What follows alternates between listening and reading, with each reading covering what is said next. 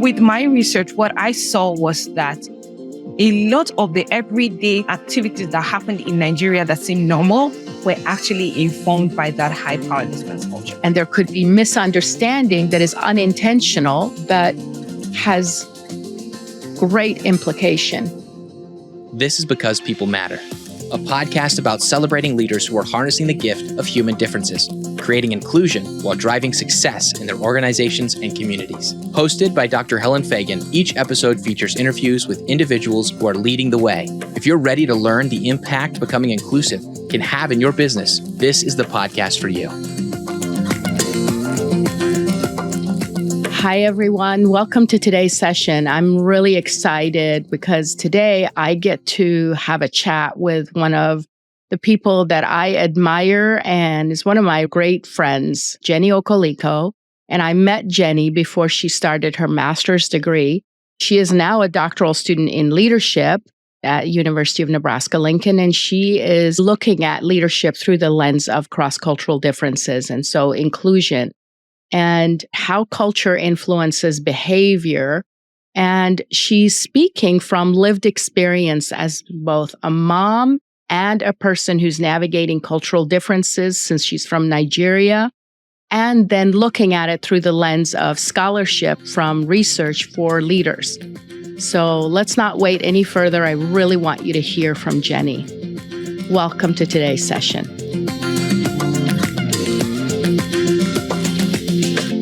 Hi, Jenny. Welcome. I'm so excited to have you here. Thank you so much, Helen. I'm so glad to be here. I'm excited to have you on the show and excited to have you share. Today, we're going to talk about cultural dimension, Dr. Geert Hofstede's work and your area and how you got interested in this. But first, I want to tell the audience how you and I met. I interviewed you and hired you to be a graduate assistant for the Rural Fellowship Program that we had at University of Nebraska-Lincoln. And I led that program for 6 years, and you joined us and helped with that. And I think that's where you got your interest in this. Yeah. But I want you to tell our listeners your experience with what led you to want to study this, how you got here, your family, those types of. Bring us up to speed on who you are and those things. I actually came to the U.S. for the first time in 2018 as a Mandela Washington Fellow for a fellowship program that exposes you to leadership and civic engagement in the U.S. And so as during that program, I was fascinated by the differences that I saw in the conversations and the practices of leadership. And even at that point, I still didn't realize what was going on. But in my head, all I could think about was Nigeria is a country with over 200 ethnic groups. So, and this must be one of the reasons why we're having a lot of challenges with country's leadership and, some of those, challenges that we have as a nation. So that was my inspiration to say, I want to understand leadership from a diverse perspective. Now, it still wasn't DEI to me. It still wasn't, inclusive leadership. It was just, I want to understand why is leadership different in the US from what we have in Nigeria? And why is it that it seems like we're taking what we see in the Western world and applying it in our country, but it's not sustainable? So I wanted to understand some of those things, and which was my inspiration to come back to the US to study leadership as a graduate student. And so moving to the US with my family, that was where it dawned on me that this work was not just was beyond even professional, it was personal. So I moved to the US with my kids, who were 1 and 3 at that time. And I realized that my kids were struggling in ways that I personally couldn't understand how to help. So one example was my child would, after about 3 to 6 months of being here, my 3-year-old, we made a friend down the street, and my 3-year-old would hang out with them, and she would come back and I would notice that in trying to communicate with me and her dad, she would pause as if trying to shape her accent and pronunciation to help mommy and daddy understand what she was saying. So she would say, I want water. And then she would stop and think, oh, I'm sorry, water. So we say it as burger, but the American accent is burger, right? So I could see that struggle. And it felt to me like at some point, she just stopped being vocal. It felt like, I'm just not going to try. I'll just leave it. So that fascinated me in a way that I was worried that my child was losing her personality and herself because of the lack of ability to shift culture thoughts. She felt she needed to shift cultures to be able to accommodate her parents who don't know how to pronounce water as water, So that, and then you shared the book with me on the American ways. And I began to read that book. And then we also had a conversation where you referred me to the Third Culture Kids book. Yes. As I read those two resources, I began to realize that inclusive leadership wasn't just something that was required for a national success.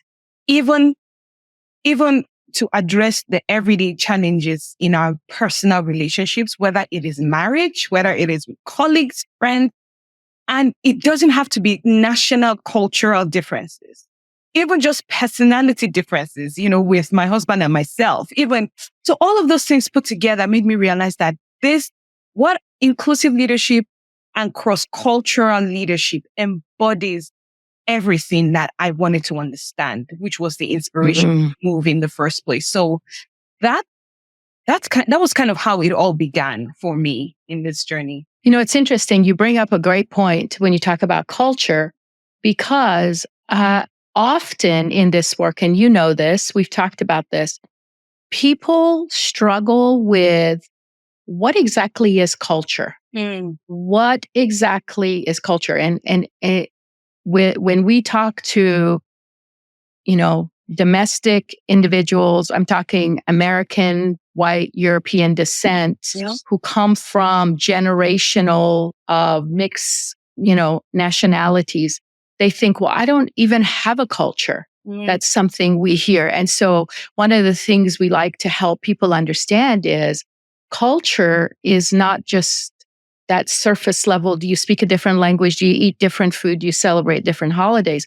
But it's all these norms and rituals and values and beliefs that kind of create who you are.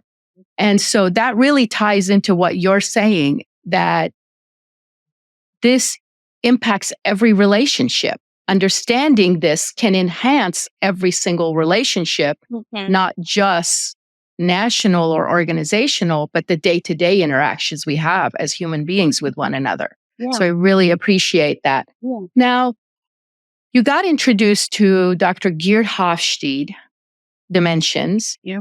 And I pulled that up and I thought, just to look across the difference. But the thing that caught my attention first was this individualism and collectivism bucket.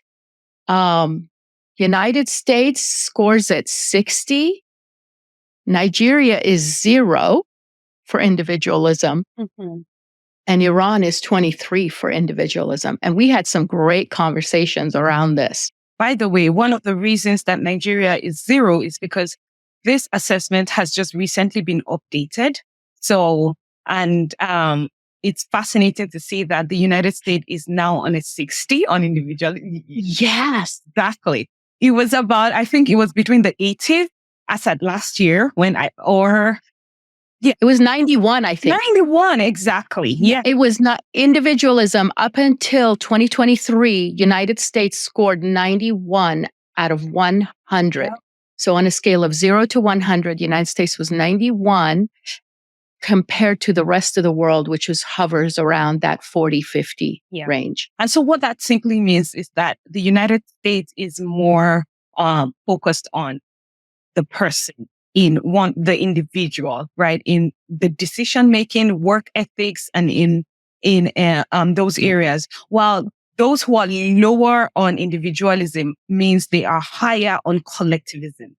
And that includes a lot of group identity. So a lot of people take their identity or make decisions based on the opinions or the pattern of the group as opposed to their personal, And so, I, I think the reason why Nigeria is a 0 here is because of that update, and there was no data available to fill in. Nigeria should be right now. But at about this time last year, Nigeria was just below 20 on India. So close to Iran. So very close to Iran. And that's not... Which makes sense. Exactly. One of the things that surprised me when I came to the US was the fact that I had to book an appointment to see people. It was a culture shock to me, and which is related to that individualism, because as a collectivistic culture in Nigeria, your home is everybody's home. I remember growing up, I grew up in a family of 5, my parents and my brothers,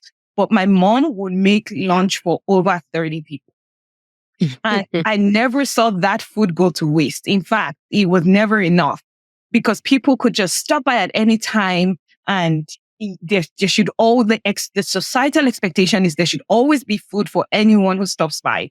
And that person that stops by has a responsibility as well. When they stop by, they will either do the dishes or clothes or make your children's hair, so there was that collectivism in,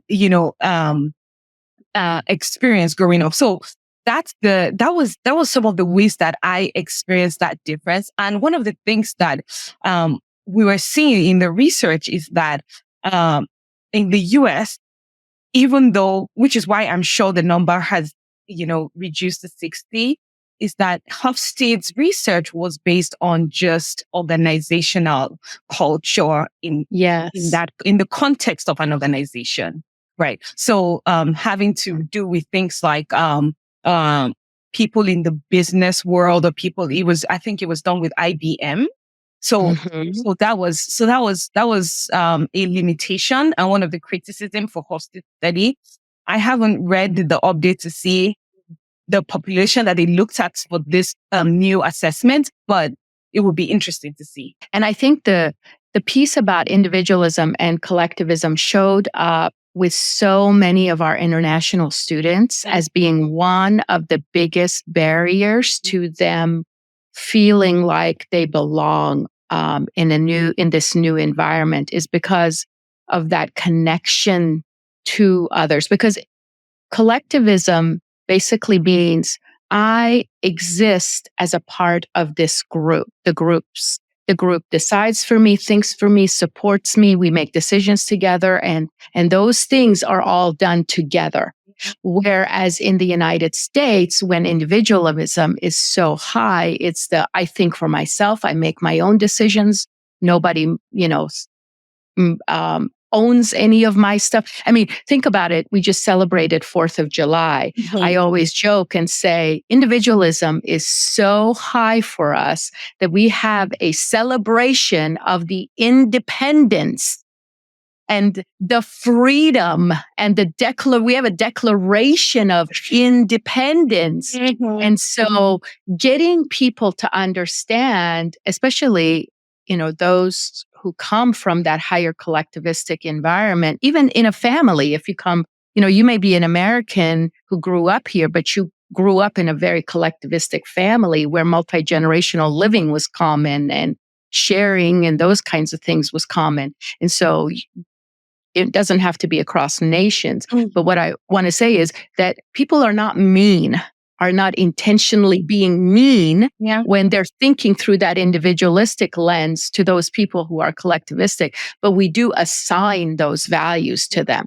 as like, you don't care. You put your parents into a nursing home. Oh my gosh, you're a bad person. Yeah. Why wouldn't you? In collectivistic cultures, it's they live with you. Oh yeah. That's just, whereas when we pause and think individualistic culture, the parents want their own space. Yeah.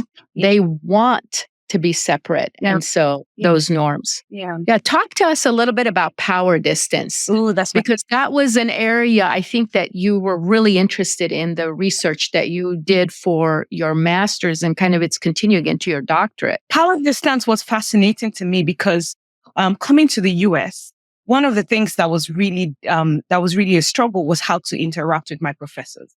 So just to give a little bit of background, power distance is usually is basically how much people see hierarchy within a society.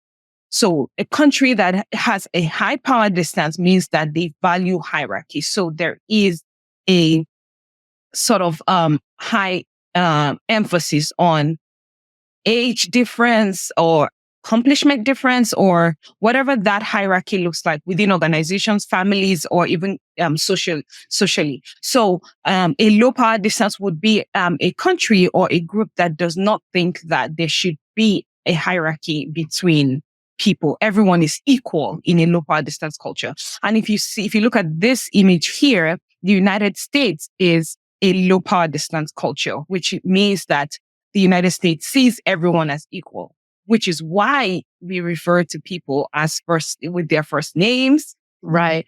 Well, and then it's also why you can say to your professor that, oh, I don't agree with what you just said. I think you're wrong. Or I think, that is something that I could not relate with coming from a high power distance culture, as we can see with Nigeria, which is high up on 80. So these scales are out of 100. So Nigeria is way up there at 80. And it's fascinating to see Iran right in the middle because I think I always assumed that we shared a lot of in common with the power distance, but also that's something to talk about in another conversation.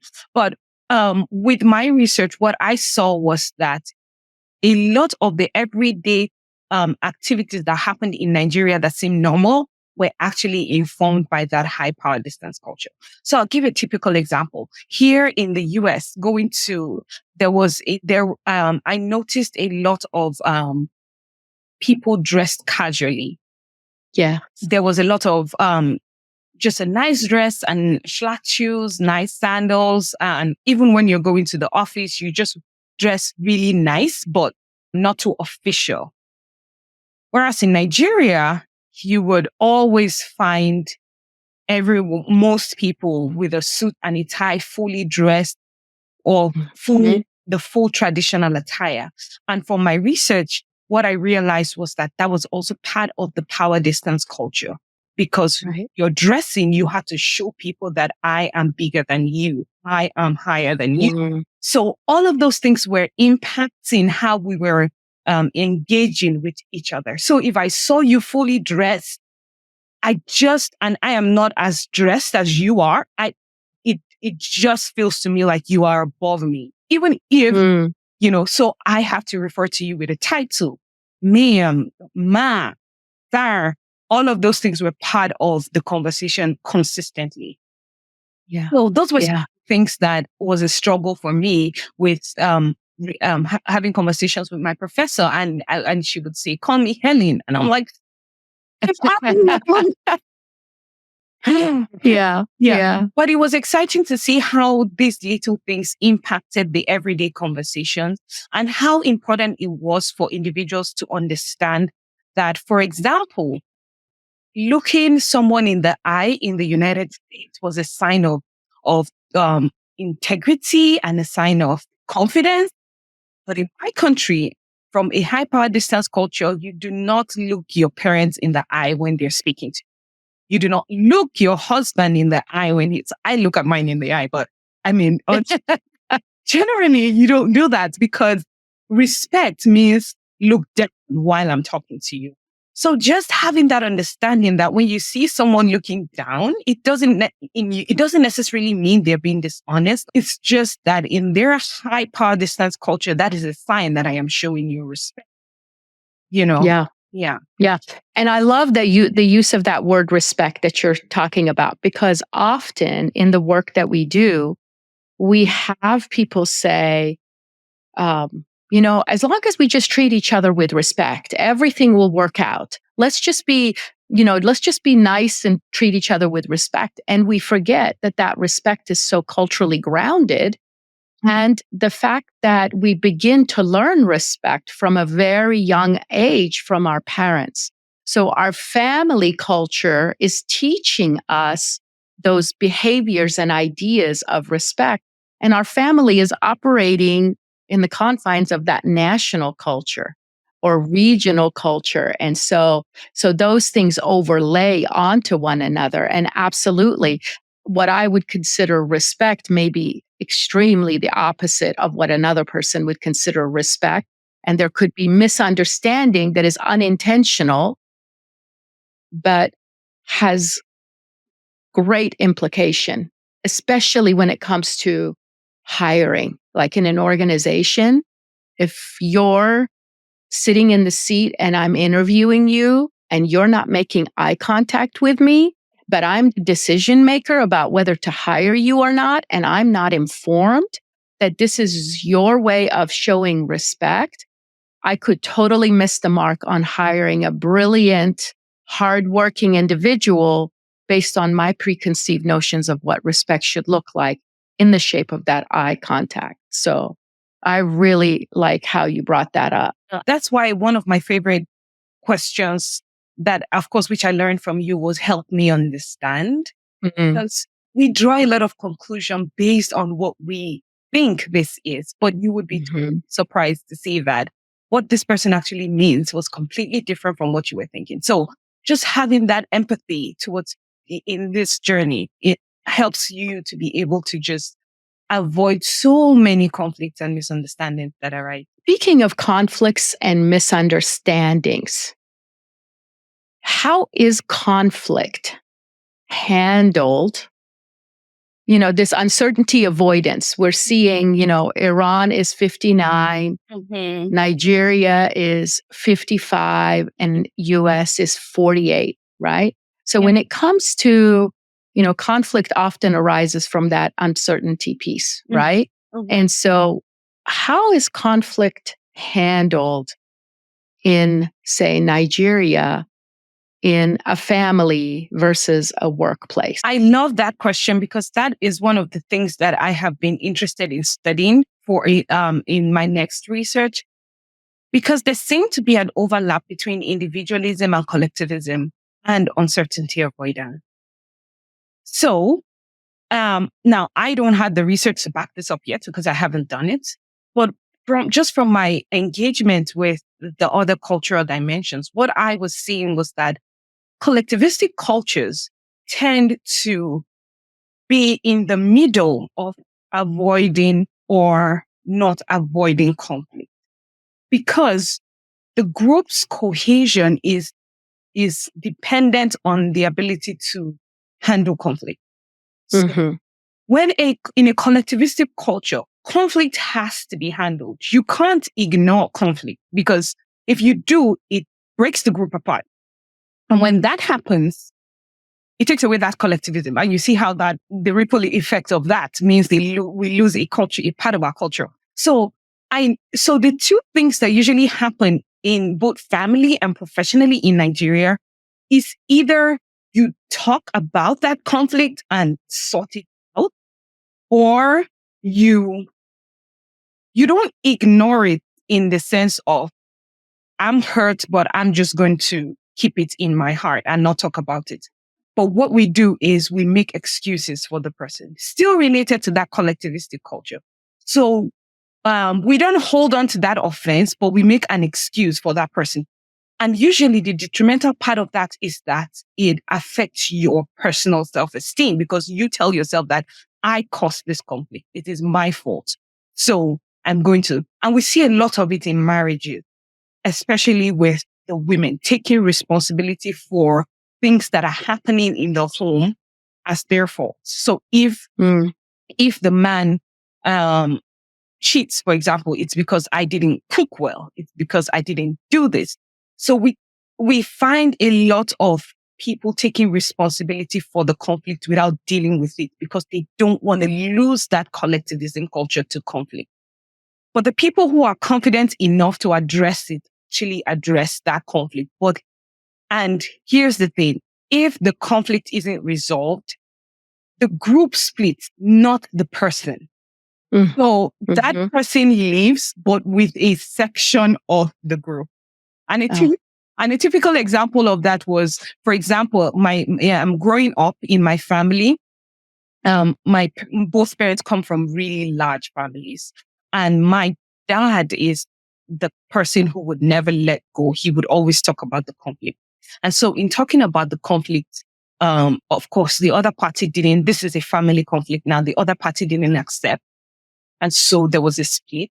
And because of the level of influence that my dad had, certain number of people from the family left with him. So I have a relationship with half of my cousins, a very good, close relationship with half of my cousins and half of my uncles and aunts. And the other half, well, we're just trying to build that relationship now. So still see how that now connects to the power distance. The amount of influence you have in the circle determines how that conflict ends. So it kind of like bits and pieces here coming together. So, and that is why I'm so intrigued by hosted research, because it feels like it is not one thing apart from the other. Everything together. So if you're going to understand someone's high power distance culture, it would help you understand how they handle conflicts, that uncertainty avoidance, how they deal with long-term vision. You see how low we are on long-term orientation. We don't do long-term, Dr. Fagan. Right. That makes sense. That makes a lot of sense. As you're talking about that conflict connected to collectivism and how a woman would perceive there's issues in a marriage as it's their fault. And part of that, I wonder, there's this, my researcher brain goes on and goes, well, I wonder if that has to do with this whole, what we used to call masculinity and femininity, which is now titled motivation towards achievement and success, right? So if as a society, when, we use the term masculinity, tended to be masculine society, there was more, it was a higher level, then there was more associated with, you've got the nice house, the big car, you've got the corner office and getting the promotion and getting that title. All those things are like the big drivers, right? Yeah. And so, whereas a society that's more feminine, it's not as focused on those things. So they would be lower on that motivation towards success. Okay. And when you marry each one of these things together, right? Yeah. No pun intended, but that uncertainty avoidance with the motivation and the individualism, you can see how the interplay between them can influence those relationships. Right. So generally, my experience has been in the United States that there's this, if you have a problem with someone, you deal with it one-on-one and you take care of it one-on-one. And, you don't intervene in your, like, I have children, right, that are grown adults, married, have their own kids. If they're having marital issues, you don't give advice, you don't intervene, you don't do those things. In the United States, that's what's considered the respectful thing. Whereas, my Iranian blood family, it's like, well, if they're having issues, you got to be in the middle of it. You got to help them. You got to, you got to give them advice. You got to support them. You got to da-da-da-da-da. And so I internally, there's this tug of war for me of like, do I say something? Do I not say something? And often it's I say something and then I go, okay, so I need to explain myself to my sons and especially my daughter-in-laws as to, and one of my daughter-in-laws is American. The other daughter-in-law is Salvadorian. So Salvadorians tend to be more of that collectivistic.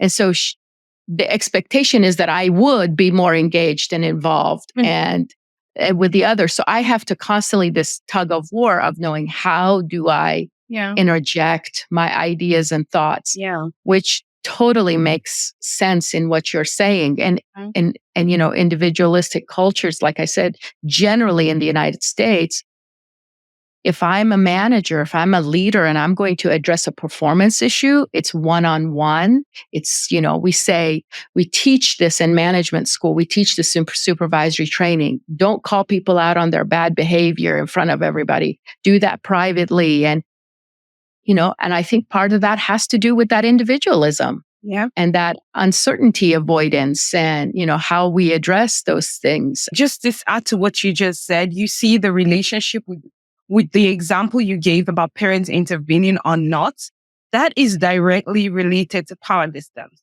So as a parent, in Nigeria, you have power over your children for the rest of their lives. It was fascinating for me when I came here that young people leave the house at 18. You don't go nowhere until you're married. No. So parents have that right to intervene. It's a norm. We call it family meeting. You would be summoned for a family meeting and you have to show up even if you are a grandparent. So it's all of those overlap, and it's so interesting to see. So, Jenny, if someone is interested in, learning about this for, both personal and professional development, what are some resources or suggestions or ideas you have based on both your lived experience and your research, and some, just to guide them and to help them with that? So the first book I read was Hofstede. It was a book based on Robert House, Hofstede, and the Globe studies. Yeah. Yes. That's another. Madhvadian. Exactly. He's Iranian, by the way. Oh, really? Oh, wow. Yes. I did not know. Yes. Thunderbird University. They did the Globe studies there. So yeah. Wow. Wow. That's fascinating. And that's one of the things I love about the study, because they all come from different cultures. So that was something that was really good. So I was trying to get the link to the book, but I think we could include that in the resources. But the book really broadens. It's a little bit technical, but it still simplifies what all of these mean. And there are also other new research that have come up because, for example, the most recent actually has 9 dimensions now. I think they included performance orientation, assertiveness, and then they splitted individualism and collectivism to institutional collectivism and in-group collectivism. So there are updated articles that people could check out, but also going to this website. So we'll include that in the podcast. Yeah, it's Hofstede's Cultural Dimensions website. Yes. So those 3, I think, would be a great start. Yeah. And then, personally, from my own experience, the 2 materials that helped me at the beginning, understanding cultural differences based on the background of American culture, was The American Ways. So that's a good resource for people who are coming in to the US. Oh yeah. The American Ways. Yep. What's interesting is the first edition of this book, American Ways, it was called A Guide for Foreigners Living in the United States. This is the 3rd edition. And this book was co-authored with Janet Bennett, Dr. Janet Bennett, who was a dear friend who's now passed away. But I traveled to Qatar with her for 5 years, and we taught intercultural communication. And she actually authored the Encyclopedia of Intercultural Communication. And she was married to Dr. Milton Bennett, who helped create the developmental model of intercultural sensitivity that the Intercultural Development Inventory is based on, that we use heavily in our work to guide our leaders in understanding. So she has given some great insights. So this is a wonderful resource that I often share with individuals. When we hired nurses, when I worked at Bryan Hospital, we hired nurses from the Philippines. And we purchased a copy for each one of the nurses that were in the Philippines. And they were partnered with a domestic nurse in the US. And they talked about this. And it was fascinating to me how many American nurses said to me, I had no idea why we do this stuff. I learned so much about my own behavior and my own culture. So if you're interested in learning about how the U.S. culture impacts your family culture, I highly recommend this. So I'm glad you found that beneficial, Jenny. Yeah. And then the other one was Lives Across Cultures. It's by Harry Gardner and Korny Kozmitsky. I hope I'm pronouncing that right. But that was another book that I read when I was doing this research, and it really breaks down theories of cultures into everyday practices with examples, case studies, research, and even pictures of people from different cultures. It was was such a great book. And I think it's about in the 6th or 7th edition now, but Lives Across Culture, a cross-cultural human development was another book that was really helpful. That's awesome. I'm familiar with Dr. Gardner's work. Okay. So yeah, that's great. That's great. I've not read that book. So thank you for sharing that. We'll put those links in, the podcast show. Jenny, where can our audience learn about you, follow you, see your work? Tell us what social media platforms can we find you on? Tell us where they can learn about you. Yeah, so I'm on all social media platforms except Snapchat. I still haven't been able to wrap my head around that one, but I am on LinkedIn as Jennifer Okoliko, Facebook with the same name, Instagram, and not very active on Twitter, but I think those three would be the major areas where I share my work and just connect people. So yeah, Jennifer Okoliko on LinkedIn, Instagram, and Facebook. Awesome. Yeah. Awesome. Well, thank you so much for being on the show. Any parting words of wisdom you want to share? No, I would with anyone? I would always say, be comfortable with being uncomfortable. That is the favorite part of this work that I have learned, that it never goes away. You would always find one new person who would rock your boat and challenge your thinking and your mindset. So just accept and be comfortable with being uncomfortable. That's awesome. This has been Because People Matter, a podcast about celebrating leaders who are harnessing the gift of human differences, creating inclusion while driving success in their organizations and communities. You can find links to any resources mentioned in today's show notes. Because People Matter is brought to you by Helen Fagan and Associates. We are changing the world one inclusive leader at a time.